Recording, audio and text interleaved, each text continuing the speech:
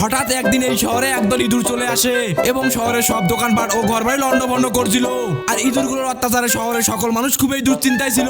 তারা অনেক চেষ্টা করার পরও ইঁদুরগুলোকে তাড়াতে পারছিল না। তখন সেই শহরের রাজা বলে, যে ব্যক্তি ইঁদুরগুলোকে তাড়াতে পারবে তাকে আমি 100 স্বর্ণ মুদ্রা দেবো। তখনই সেখানে একজন জাদুকর চলে আসে আর বলে, আমি তাড়াতে পারবো।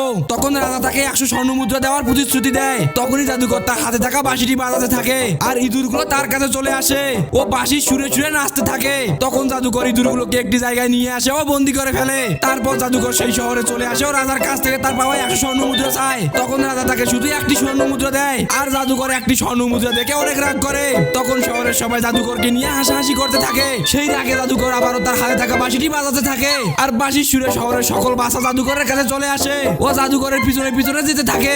আর জাদুকর তাদের নিয়ে একটি পাহাড়ের কাছে চলে আসে ও পাহাড়ের মধ্য দিয়ে রাস্তা বানিয়ে ভিতরে ঢুকে দেয়। আর পাহাড়ের ভিতরে এত সুন্দর জায়গা দেখে বাচ্চারা খেলতে শুরু করে এবং জাদুকর সেই পাহাড়ি রাস্তা একেবারেই বন্ধ করে দেয়। বন্ধুরা, এই সুন্দর ছবির জন্য একটি লাইক ও সাবস্ক্রাইব করে দিও এমন মজার ভিডিও দেখতে চাইলে।